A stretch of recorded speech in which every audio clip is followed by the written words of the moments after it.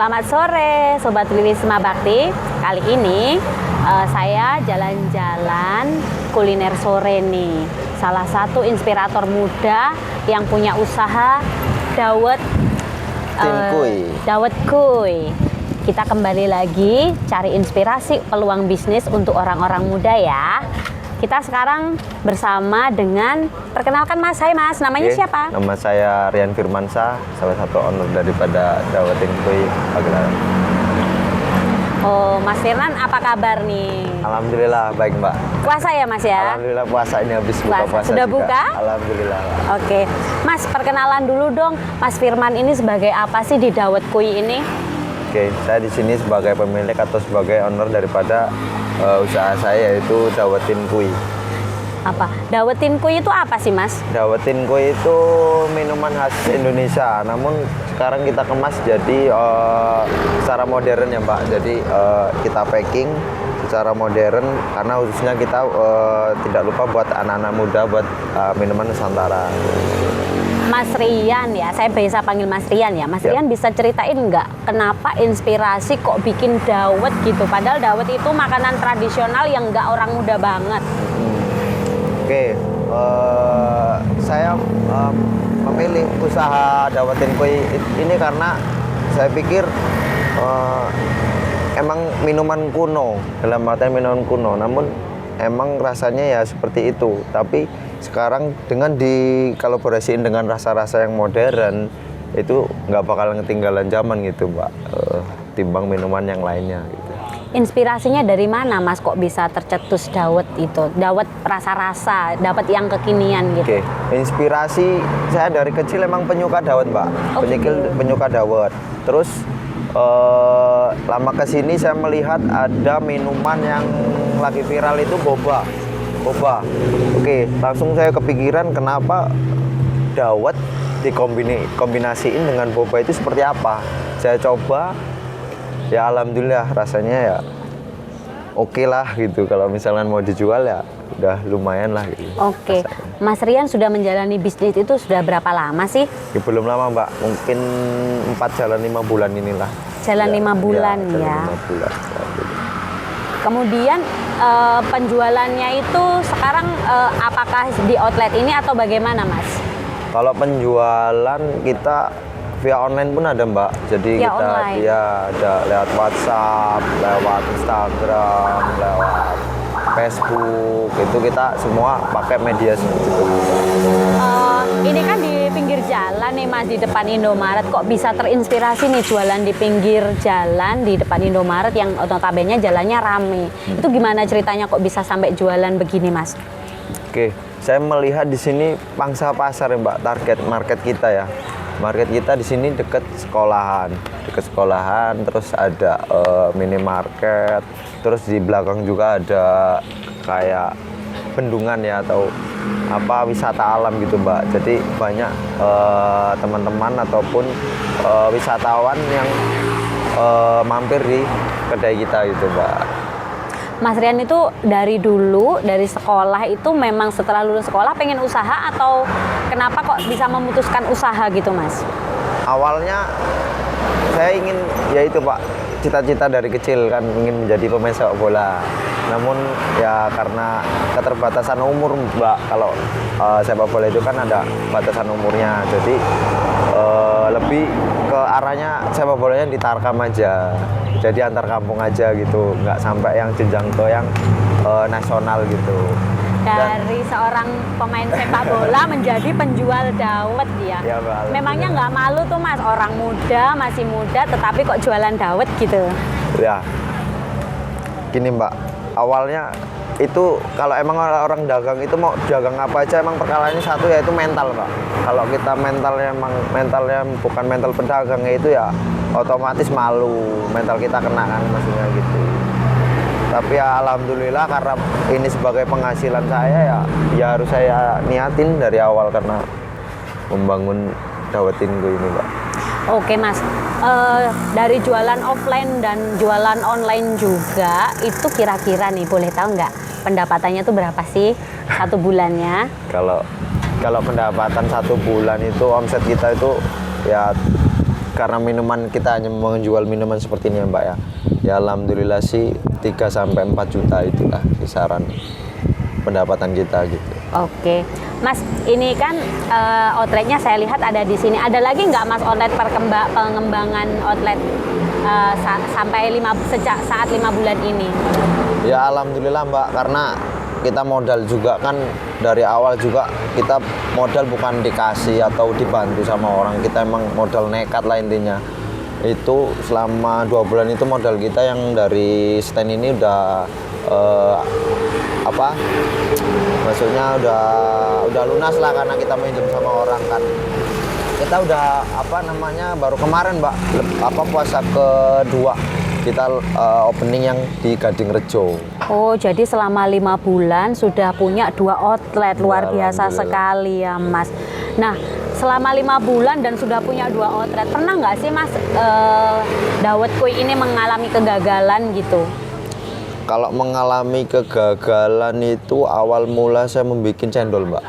Karena cendol yang saya buat ini bukan cendol yang kayak di pasar gitu. Kalau yang di pasar kan agak kekenyalan dan nggak soft gitu, nggak lembut. Nah, saya membuat cendol itu adonannya itu udah saya bolak-balik ya alhamdulillah dapat resep yang sampai sekarang ini bisa dijual. Jadi Mas Rian mencari resep sendiri ya. Kalau boleh tahu inspirasi resepnya itu dari diri sendiri atau ada juga dukungan dari orang lain, Mas? Ada dari temen itu sekarang dulu dia ya jual cendol itu pada saat Ramadan kayak gini, saya tanya kan dulunya juga bertanya sama teman pernah gitu bertanya. Terus ada penjual di dekat Pring Sewu itu ada penjual cendol yang emang enak sih, saya pun bertanya di situ karena kalau ingin usaha itu harus ya banyak bertanya lah intinya Mbak, nggak harus kita harus fixin emang dari pribadi kita, enggak sih, harus pendapat orang lain gitu. Jadi cara mengatasi kegagalannya dengan mencoba dan mencoba lagi ya sampai berhasil. Wah, luar biasa sekali Mas Rian ini ya. Oke Mas Rian, selama sudah 5 bulan nih jualan, kira-kira gimana pembukuan keuangan? Apakah dicatat atau cuman keluar masuk barang aja Mas Rian? Kalau pembukuan itu harus Mbak, karena kita kalau tidak seperti itu ya untung rugi kita dalam penjualan nggak bakal bisa ketemu ya. Misalnya kita rugi berapa, kita untung berapa, itu nggak bakal ketemu ya. Tetap dicatat sih pengeluaran, walaupun kita cuman beli misalkan permen aja 500 perak, 1000 perak, ya harus kita catat gitu di pengeluaran kita gitu. Jadi pembukuannya harus rinci ya. Harus, terus setelah pencatatan itu hasilnya ada yang ditabung nggak sih Mas? Ya harus ya Mbak ya, karena saya bikin usaha ini ya untuk lebih kedepannya untuk lebih bagus, yaitu ya ekonomi kita ya, ingin hidup yang berkualitas kan gitu, tetap ditabung. Terus kalau waktu sudah jualan 5 bulan ini, ada nggak konsumen-konsumen yang komplain kayak gitu tentang apa gitu?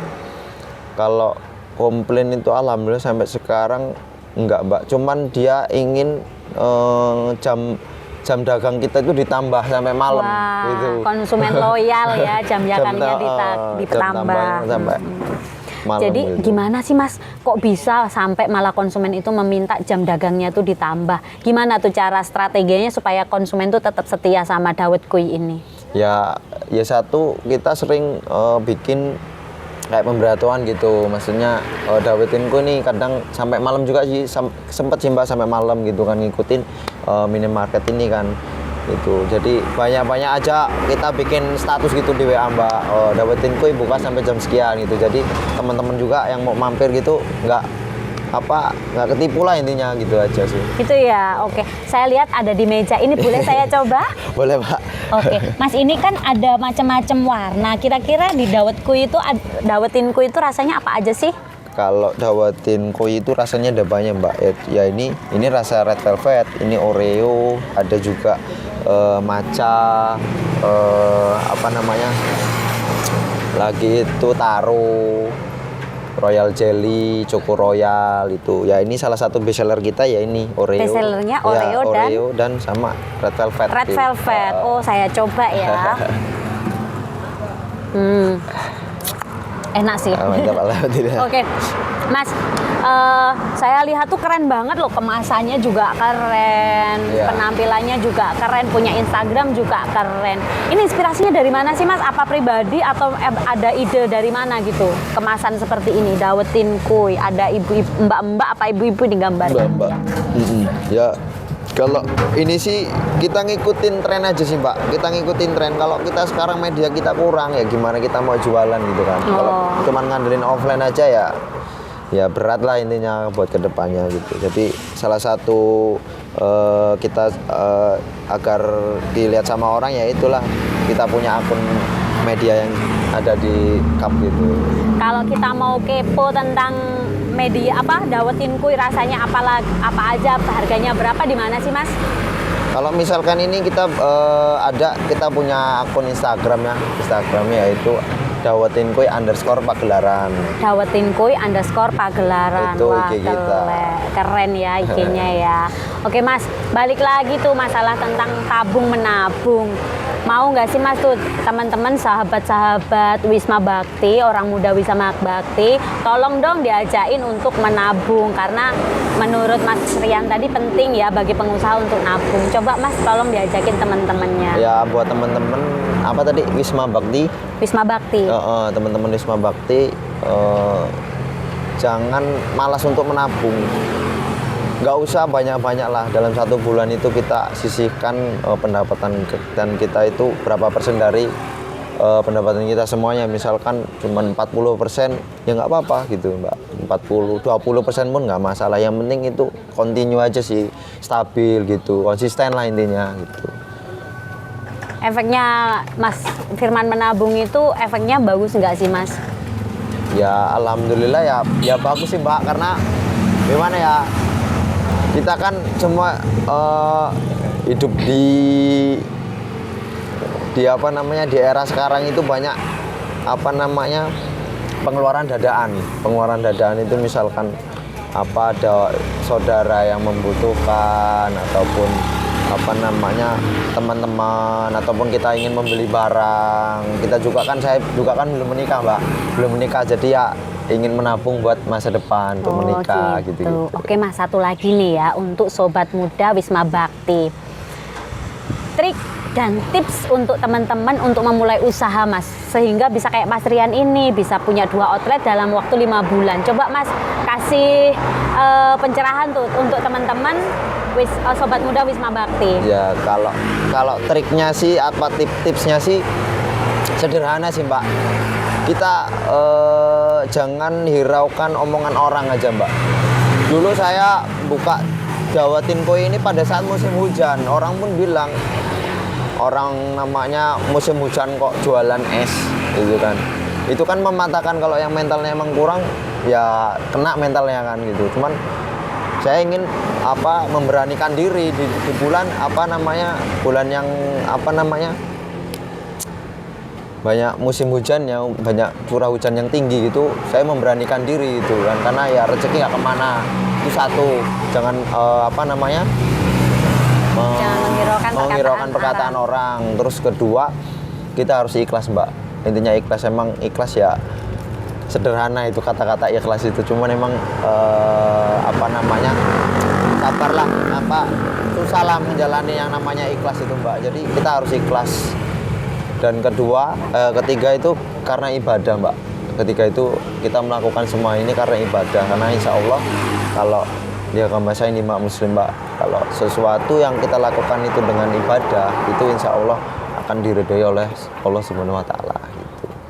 Tuh, mungkin cuma 3 tips itu aja sih kalau menurut saya gitu Mbak, lebih perfectnya gitu. Begitu sobat muda Wisma Bakti. Jadi pertama harus nggak usah pedulikan omongan orang, jalankan aja, ulet, sabar, ulet. Kemudian ibadah jangan lupa. Kemudian yang paling utama juga jangan lupa menabung. Benar ya Mas ya?